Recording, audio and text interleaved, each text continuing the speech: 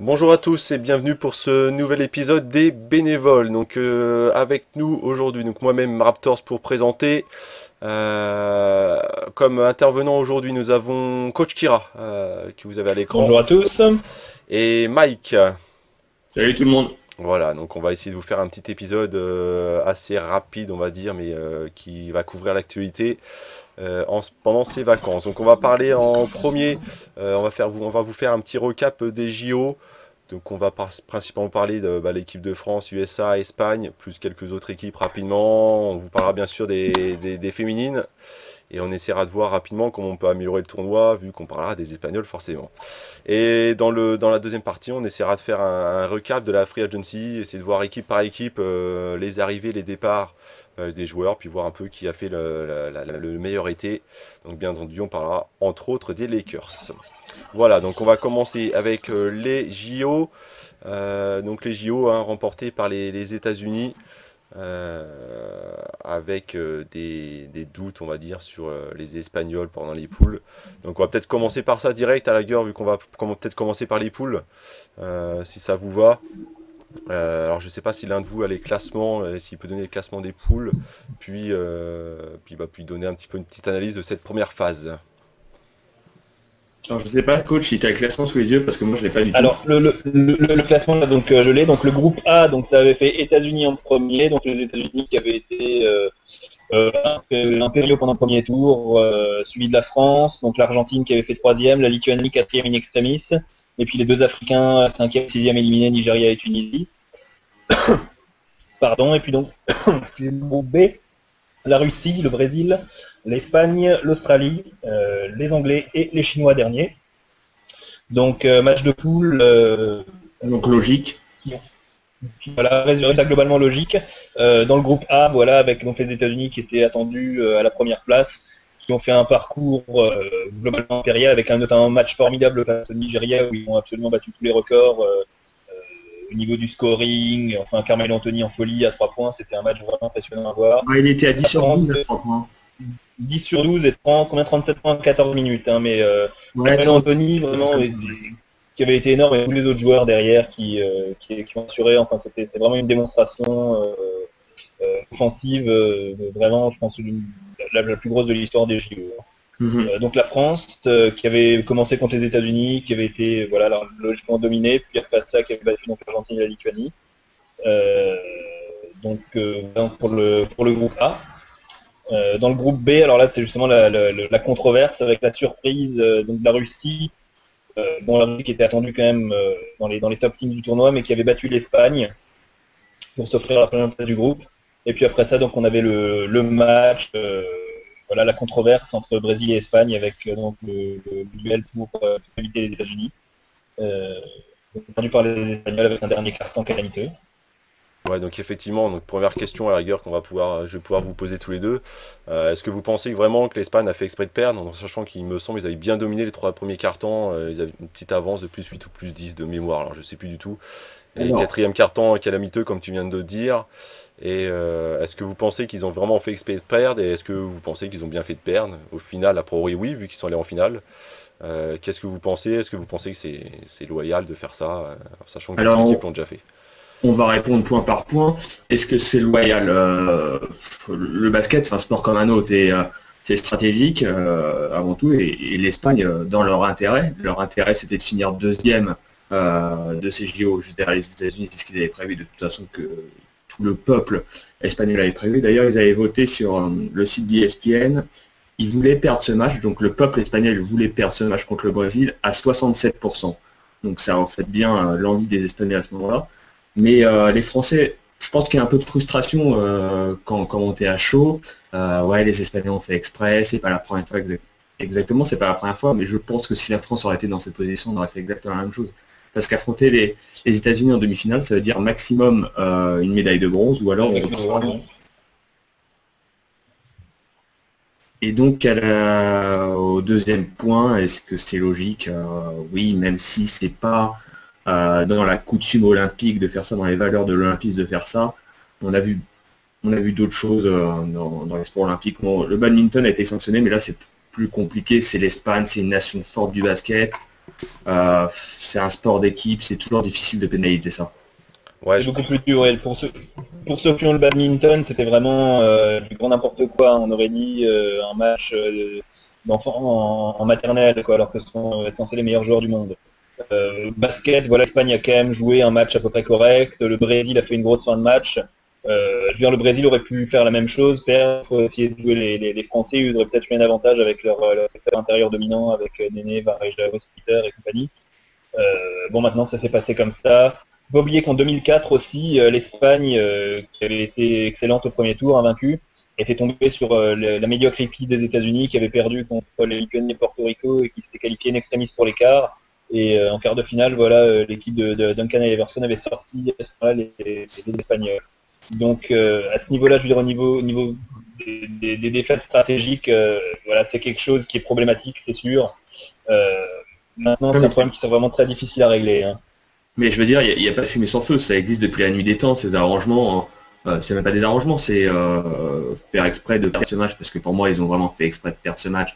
Le dernier quart-temps contre le Brésil, on a vu qu'ils étaient stratosphériques contre la France au dernier quart-temps, contre la Russie. Ils leur mettent je sais plus combien de points dans le dernier quart-temps, donc ils ont des genres d'expérience. Le dernier quart-temps, ils connaissent, ils le gèrent à merveille à chaque fois.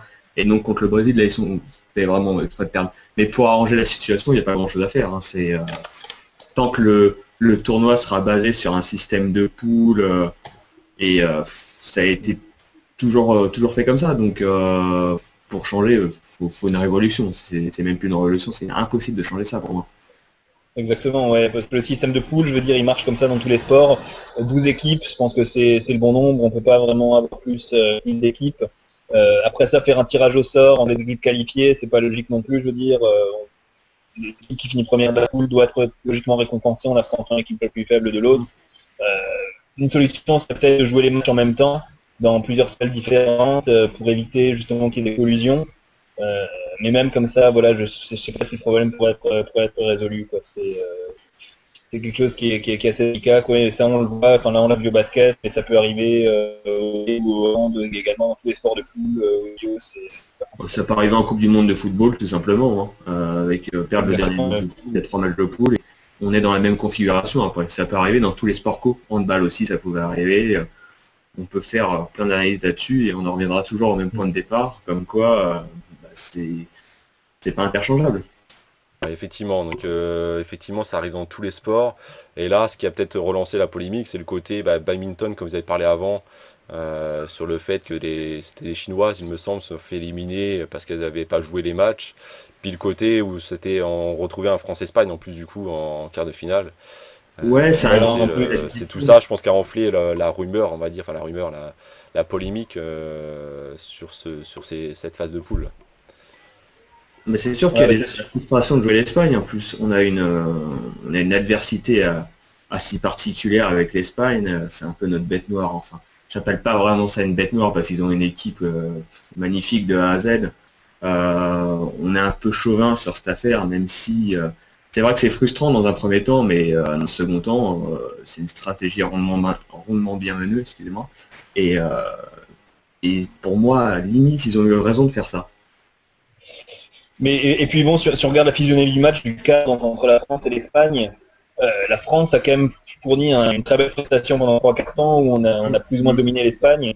Et dans le dernier quart, d'un certain côté, les Français peuvent également s'en prendre qu'à eux-mêmes, parce qu'il y a eu vraiment du déchet, des paniers, des adresses, des balles perdues. Et la France, je veux dire, a été battue par l'Espagne, mais elle s'est un peu battue elle-même également dans les derniers moments du match. Hein. Ouais, exactement. C'est un peu la faiblesse de la mentalité à la française de remettre ça sur les Espagnols, alors qu'on avait vraiment les clés pour gagner ce match. Hein. Je sais plus combien on marque de points, mais on en marque 7 avec un buzzer de Djellabal, c'est ça? Donc 4 points. Il me semble, le dernier quart, ouais. Ouais, 4 points dans le jeu. On a des shoots ouverts par Tony Parker. Il y a des shoots qui sont ouverts, qui sont refusés. Enfin, au bout d'un moment, faut se remettre en question d'abord sur le jeu et après parler de l'Espagne. Pour moi, c'est une mini polémique qui doit même pas avoir lieu tellement on s'est foutu une balle dans le pied dans ce match-là. Voilà, et puis sinon juste pour revenir sur l'équipe de France, on a vu quand même une équipe de France qui a fourni un tournoi qui est quand même assez intéressant. Après au niveau des joueurs, au niveau de la compétition de l'équipe, c'est sûr qu'on n'était pas un peu court, on avait Causeur qui servait qui était là pour la décoration. Diawara qui a été très peu utilisé. Je trouve que Kevin Serafin a été sous-utilisé à l'intérieur. Très décevant, il était là. Hein. Je l'ai trouvé assez décevant, moi, Kevin Serafin qui dominait. Quand même. Moi je trouve qu'il a fait quelques bonnes rentrées. Moi j'aurais donné plus de temps de jeu qu'à Ronny par exemple. Je suis d'accord. Parce que Ronny, il y a une frustration sur séance écran à chaque fois, c'est incroyable. Je sais pas, il a mis 3 tournois sur 20 ou quelque chose comme ça. Enfin, il a sans doute mis un peu plus, mais c'était assez frustrant quand même. C'est performances. Tony Parker qui au final a fait un tournoi quand même pas si mauvais que ça. Je veux dire, il a commencé doucement et puis il a quand même bien fini. Et le meilleur joueur français du tournoi, Nicolas Batum, je pense que là, c'était assez stable. Bah, il a été un peu allumé par le journal de l'Oregon, donc par rapport à son équipe de Portland, donc l'Oregon, on aurait deviné. Il a été un peu allumé, je crois que c'était au premier match. Moi j'étais en vacances, j'ai pas suivi, mais j'ai eu des tweets. Et donc il a bien répondu présent au second match. Et je me posais la question, je suis seulement un peu seul à ce moment-là. Est-ce que l'adversité, le fait d'allumer Nicolas Batum, le rendrait pas un peu plus fort? En tout cas, on l'a vu vraiment en une mentalité que j'avais pas vu avant. En NBA, il a été vraiment conquérant et tout. On l'a vu face à l'Espagne, je veux dire, son geste de frustration face à Navarro en fin de match. Voilà, je veux dire, je m'attendais pas à ça de Batum. Hein. Effectivement. Et pour revenir sur Tony Parker, vous disiez que l'équipe de France s'était loupée toute seule, on va dire, en demi-finale. Je crois qu'il a déclaré juste avant la fin du match que cette défaite, elle était pour lui, qu'il avait raté effectivement les shoots décisifs en quatrième quart.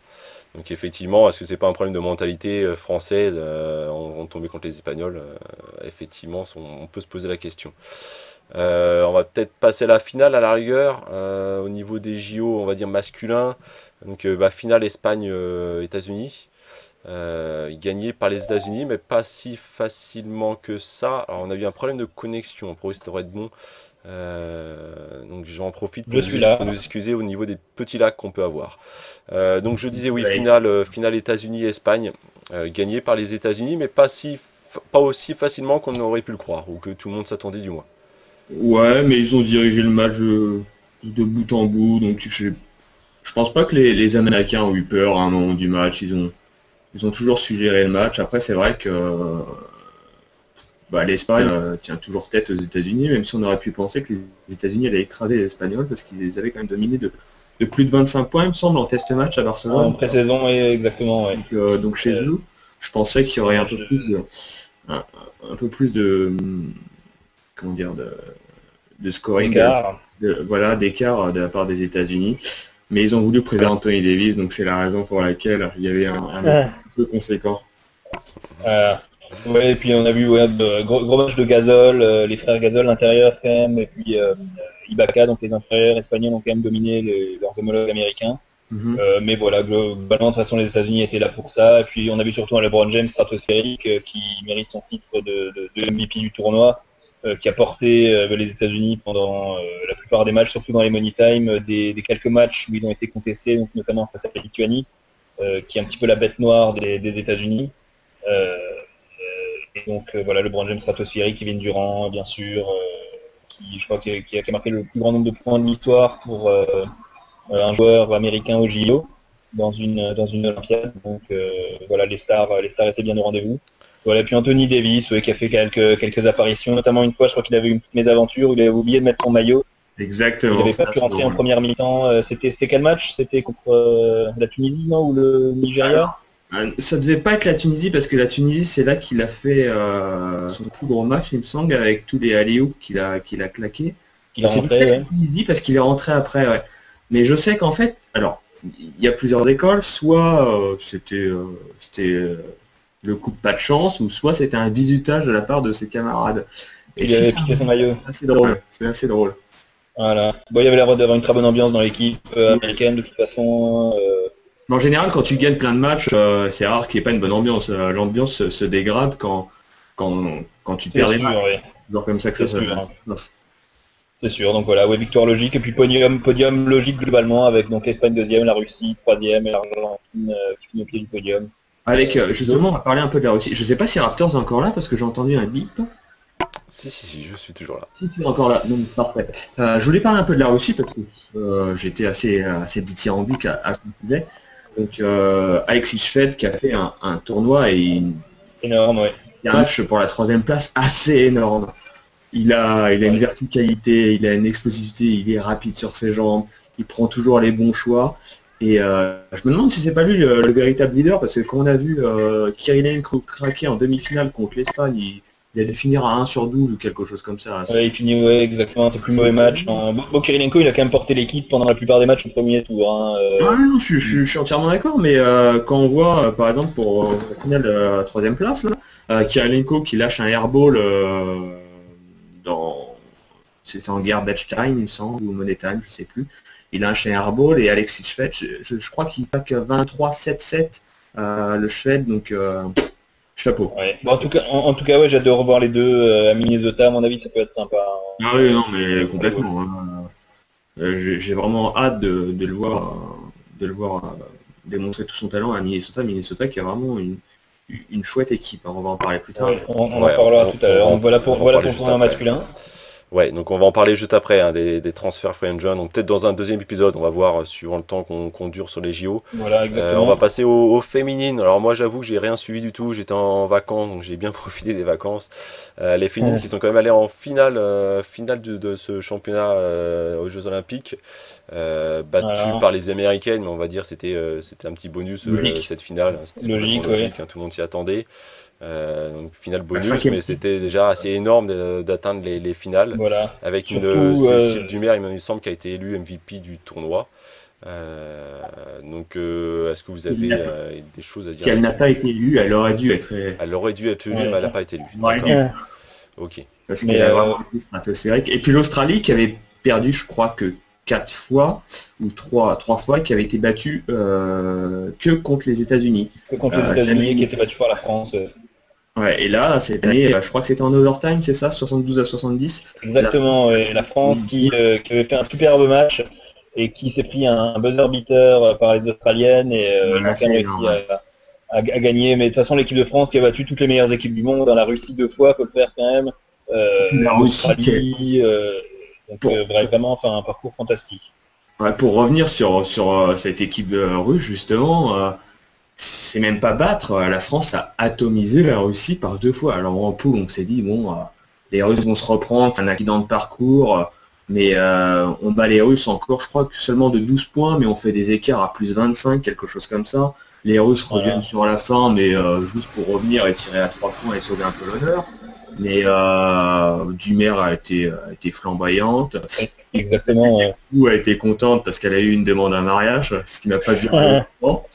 Et non, c'était vraiment une chouette équipe de France. J'ai un peu la finale contre les États-Unis parce que pour moi les déjetés, tout le monde disait. Elles ont tenu pendant quelques minutes, mais l'écart s'est fait petit à petit. Oui, c'est l'euphorie et il y a une telle dimension physique de la part des Américaines et une profondeur de banc. Quand on voit ce qu'ils ont sur le banc, c'est juste faramineux. C'est clair, ouais. À la MVP des finales, l'an dernier, Simone Augustus, qui vient du programme de LSU, qui passe des fois, je sais pas, 10-15 minutes sur le banc, sans réapparaître. Il y a des joueuses, il y a des joueuses magnifiques qui viennent tous de WNBA, qui font quelques pigeons quand la saison est finie pour eux. Donc, en plus, il y a Sue Bird, qui est l'une des meilleures meneuses de jeu, donc il n'y a rien à faire comme ça. Et Thoracic, Candace Parker, etc. Enfin, voilà, Diana Thoracic américaine. Thoracic est pour moi la meilleure joueuse du monde, je pense. Maintenant, depuis pratiquement 10 ans maintenant, voilà, c'est plus la plus complète. Il n'y a pas à dire. Bon. Et moi, j'ai une question, est-ce que c'est pas plus difficile de battre, toute proportion gardée, hein, est-ce que c'est pas plus difficile de battre l'équipe américaine féminine que l'équipe masculine? Si, bien sûr que si. L'écart, je pense que l'écart est bien plus important au niveau des féminines qu'au niveau des masculins. Les féminines ont encore une marge énorme par rapport au reste du monde. Hein.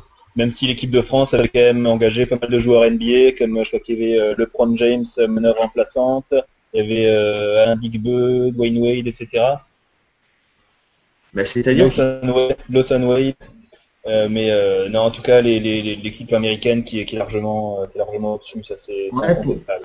pour la comparaison, en fait, l'équipe masculine américaine, ça se joue beaucoup sur la dimension physique. Je dis pas qu'ils jouent pas bien ensemble, mais c'est beaucoup d'individualisme, de post-up, d'isolation. Ça marche très bien. Ils ont des qualités athlétiques et c'est faramineux, c'est formidable à voir jouer.